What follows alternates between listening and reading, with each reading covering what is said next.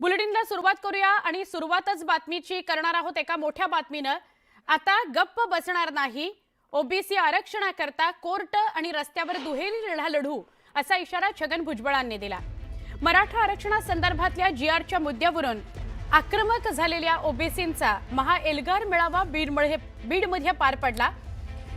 छगन भुजबळ, धनंजय मुंडे, लक्ष्मण हाके, गोपीचंद पडळकर यांच्यासह अनेक ओबीसी नेते यावेळी बीडमध्ये उपस्थित होते। आरक्षणाच्या मुद्द्यावरून बोलताना भुजबळांनी नाव न घेता जरांगेंवर प्रहार केला। दरिंदे पाटलामुळे मराठा समाज आणि आमच्यात अंतर निर्माण झालंय अशी टीका भुजबळांनी केली। तर ओबीसींचं आरक्षण हिसकावून घ्यायचं नाही असं आवाहन धनंजय मुंडेंनी ओबीसी बांधवांना केलं। दरम्यान नेत्यांनी यावेळी एकमेकांवर काय आरोप प्रत्यारोप केले ते बघूयात।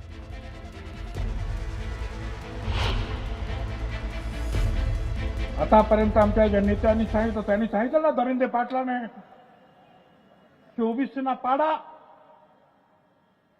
तोच आदेश आम्ही सुद्धा देऊ शकतो की जे जे ओबीसीच्या मुळावर उठलेले असतील ते कुणाही समाजाचे नेते असू दे, त्यांना धाराशिव केले आडवे करा, त्यांना आडवे करा, एवढंच तुम्हाला सांगतो। ते काही म्हणताय ते आता बुद्धी ढळली, अक्कल दाढ पडली त्याची। बहुतेक अक्कल दाढ असते माणसाला, प्रत्येकाला त्या घुरट भुजबळची पडली वाटतं। ते घुरट सगळीकडे ते वास दरवळतो का, तसं ते घुरट सगळीकडे हिंडत आहे आणि ते त्याच्या चक्रव्यूहात सगळ्यांना घ्यायला लागले। ओबीसी नेत्याला त्याचा देवारा करून घ्यायला लागले आणि ओबीसीच्या नेत्याचा सुद्धा घ्यायला लागले। पण एक गोष्ट लक्षात ठेवा, ओबीसीतूनच आरक्षण घेणार आणि तेही मराठ्याला देणार। तुम्ही कितीही दडपण आणण्याचा प्रयत्न करा, त्याला बी बीडचे मराठी म्हणतात एवढं लक्षात ठेवा। तुम्ही आता केलं ना, आम्ही कोर्टात लढू। तुम्ही अशा उलटे सुलटे आदेश दिलेत ना, आम्ही रस्त्यावर लढू, आम्ही निवडणुकीत लढू। नाहीतरी आतापर्यंत तुमच्या पाट्या उचलल्यात ना रे आम्ही। एक दिवस असा येईल की आमचा हा गोर गरीब ओबीसी भटका हा सुद्धा पालखीत बसेल आणि तुम्हाला सतरंजा उठवायला लावल्याशिवाय राहणार नाही।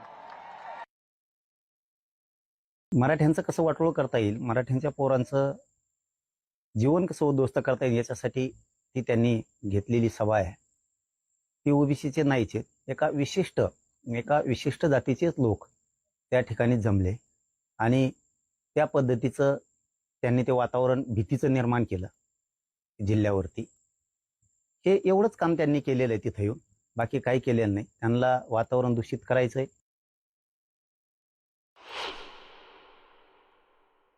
आमचं तर काय घरदार काढलं, आय माय बहीण काय ठेवलं नाही। इंग्रजापर्यंत माझा तर म्हणला, माझा डोळा काढला। माझा डोळा शाबूत आहे, पण ऑपरेशन झाल्यामुळे जास्त फडफडत आहे।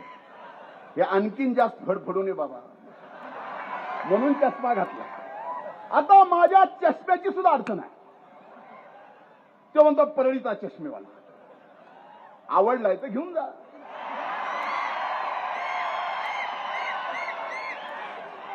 पण ओपून दिसल का नाही मला माहित नाही।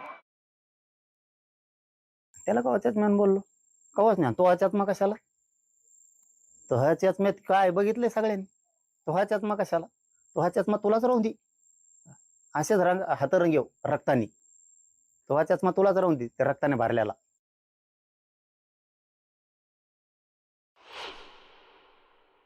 आम्ही दुहेरी लढाई लढणार आहोत। एक तर न्यायदेवतेकडे आणि दुसरा जो आहे रस्ता तर आमच्याच बापाचा आहे, लक्षात ठेवा। काय तुम्ही सांगता, मला सांगता तुम्ही येऊ नका। आणि मगाशी सांगितलं, मला वाटतं हाक्याने सांगितलं, तो विखे कसा काय आला। विखे आला आणि सगळ्या महाराष्ट्रामध्ये विखार पसरवून गेला। विकास काय होऊ शकत नाही तुमच्याचे, काय होऊ शकत नाही। काय बघणार तुम्ही? ते बिचारा भेटायला जरी आला तरी समाजाला देण्याच्या उद्देशानं आला, कोणाचा रद्द करा म्हणत नाही. मराठ्यांच्या नेत्याचा तो आदर्श घ्यावा. मराठ्याचे नेते आंदोलनात सहभागी होते, गरीबाच्या लेकराला द्या म्हणून.